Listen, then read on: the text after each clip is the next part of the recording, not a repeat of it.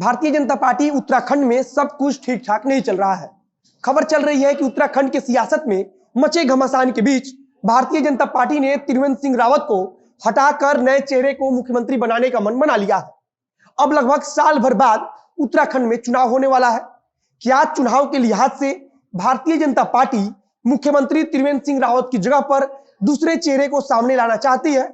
दूसरे नंबर पर बात करेंगे मराठा आरक्षण को लेकर सर्वोच्च न्यायालय की तरफ से क्या कुछ कहा गया है और सर्वोच्च न्यायालय ने राज्यों से क्या सवाल पूछा है।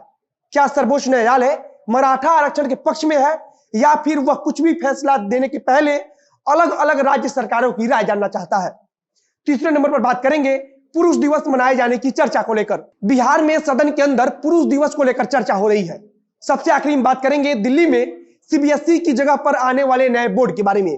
कौन इस बोर्ड की अध्यक्षता करेगा और इस बोर्ड में क्या कुछ खासियत होने वाली है। नमस्कार, मेरा नाम है मोहित कुमार सिंह और आप देख रहे हैं जनता जंक्शन का विशेष कार्यक्रम जनता जंक्शन शो। शुरुआत करते हैं उत्तराखंड में चल रहे राजनीतिक हलचल से। उत्तराखंड में त्रिवेंद्र सिंह रावत की जगह पर नए मुख्यमंत्री बनाए जाने की चर्चा तेज हो गई है। भारतीय जनता पार्टी के अंदर भी नए चेहरे को लेकर अब बातचीत लगभग आखिरी चरण में है। सबसे पहले जान लीजिए कि आखिर त्रिवेंद्र सिंह रावत को मुख्यमंत्री पद से हटाने की बात क्यों चल रही है। दरअसल उत्तराखंड के कुछ भाजपा विधायक और मंत्रियों ने राज्य के मुख्यमंत्री त्रिवेंद्र सिंह रावत के खिलाफ मोर्चा खोल रखा है। उत्तराखंड में लंबे समय से राज्य के मुख्यमंत्री त्रिवेंद्र सिंह रावत को लेकर एक गुट के विधायक लगातार उन्हें हटाए जाने की मांग कर रहे हैं। इसी चीज को लेकर पार्टी ने उत्तराखंड में 2 पर्यवेक्षकों को भी भेजा था। उन्होंने पार्टी के विधायक और सांसदों के साथ एक बैठक भी की। उन दोनों नेताओं ने दिल्ली पहुंचकर पार्टी के वरिष्ठ नेताओं को अपना रिपोर्ट भी सौंप दिया है। सबसे ज्यादा चर्चा धन सिंह रावत और सतपाल महाराज को लेकर हो रही है। माना जा रहा है कि पार्टी इन्हीं दोनों नेताओं में से किसी एक को राज्य के नए मुख्यमंत्री का पदभार सौंप सकती है। इसके अलावा 2 और नाम हैं जिनकी चर्चा काफी तेज हो रही है। ये दोनों नाम भाजपा सांसद अजय भट्ट और अनिल बलूनी का है। अजय भट्ट भारतीय जनता पार्टी के लोकसभा सांसद है तो वहीं अनिल बलूनी राज्यसभा सांसद है। अजय भट्ट नैनीताल लोकसभा सीट से पार्टी के सांसद है। भारतीय जनता पार्टी के लिए चुनाव के ठीक पहले सदस्यों की नाराजगी को दूर करना इसलिए भी जरूरी है क्योंकि चुनाव के समय हो सकता है कि कुछ नाराज सदस्य पार्टी को कमजोर करे, पार्टी को कुछ हानि पहुंचाए। फिलहाल सबकी नजर उस चेहरे पर बनी हुई है जिसे पार्टी राज्य की बागडोर सौंपेगी। अब आते हैं अपनी दूसरी खबर पर। आज से सर्वोच्च न्यायालय में मराठा आरक्षण को लेकर सुनवाई शुरू हो गई। आज पहले दिन की सुनवाई में सर्वोच्च न्यायालय ने सभी राज्यों के लिए एक नोटिस जारी किया है। सुप्रीम कोर्ट ने नोटिस जारी कर राज्यों से यह पूछा है कि क्या आरक्षण की सीमा को 50% से ज्यादा बढ़ाया जा सकता है। सुप्रीम कोर्ट ने कहा कि कुछ भी फैसला देने के पहले सभी राज्यों को सुना जाना बहुत जरूरी है। कपिल सिब्बल ने आज अदालत में सुनवाई के दौरान कहा कि कोर्ट को सिर्फ केंद्र या फिर किसी एक राज्य मतलब कि महाराष्ट्र की सुनवाई नहीं करनी चाहिए बल्कि अदालत को सारे राज्यों के लिए नोटिस जारी करना चाहिए। आपको बता दें कि आने वाले 18 मार्च तक 5 जजों की बेंच लगातार इस मामले पर सुनवाई करेगी।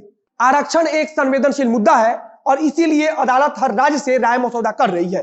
फिलहाल सुनवाई को 15 मार्च तक के लिए टाल दिया गया है। अब आपको बता देते हैं कि आखिरकार पूरा मामला क्या है।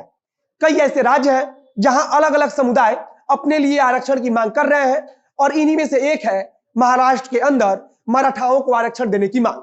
मराठाओं को 16% आरक्षण देने वाला कानून राज्य सरकार ने साल 2018 में बना दिया था। राज्य सरकार की तरफ से इनको 16% आरक्षण नौकरी और शिक्षा के क्षेत्र में दिया गया था। हालांकि मामला जब सुप्रीम कोर्ट में पहुंचा तो कोर्ट की तरफ से रोक लगा दी गई। सुप्रीम कोर्ट ने इस मामले को बड़ी बेंच के पास भेजा और इस पर गंभीरता से सुनवाई करने के लिए भी कहा था। अब अगली सुनवाई में यह देखना जरूरी होगा कि कोर्ट आरक्षण को लेकर क्या कुछ कहती है। अब आते हैं अपने तीसरे खबर पर। आज अंतर्राष्ट्रीय महिला दिवस के अवसर पर बिहार विधानसभा के अंदर पुरुष दिवस की मांग शुरू हो गई। पूरा मामला यह है कि बिहार विधानसभा में आज बजट सत्र की कार्रवाई चल रही थी। इसी दौरान एक महिला सदस्य ने नीतीश कुमार के मंत्री विजेंद्र यादव से सवाल पूछा। इसी सवाल का जवाब देने उठे राज्य के ऊर्जा मंत्री ने सदन के अंदर पुरुष दिवस बनाने की मांग रखी। उन्होंने सवालों का जवाब देते हुए कहा कि पुरुष दिवस भी होना चाहिए। अब इस ओर भी विचार करने की जरूरत है। अब आपकी जानकारी के लिए बता दूं कि आज अंतर्राष्ट्रीय महिला दिवस के अवसर पर सदन में पहले महिला सदस्यों को बोलने को मौका दिया गया था। सोशल मीडिया पर भी महिला दिवस के अवसर पर अक्सर कुछ लोग मजाक में ही सही लेकिन लिख देते हैं कि सरकार जितने कार्यक्रम महिला दिवस के दिन आयोजित करती है उतने पुरुष दिवस के दिन क्यों नहीं करती। खैर, यह एक मजाक की बात थी। अब आते हैं अंतिम खबर पर। अब दिल्ली के छात्रों को सीबीएसई बोर्ड और आईसीएसई बोर्ड में पढ़ाई करने की कोई मजबूरी नहीं रहेगी। अब दिल्ली का अपना शिक्षा बोर्ड भी होने जा रहा है और इसकी मंजूरी दिल्ली कैबिनेट से मिल भी चुकी है। अब दिल्ली सरकार से संबद्ध विद्यालयों के छात्र दिल्ली बोर्ड से भी पढ़ाई कर सकेंगे। दिल्ली बोर्ड का नाम डीएसईबी है। डीएसईबी का मतलब कि Delhi board of school education.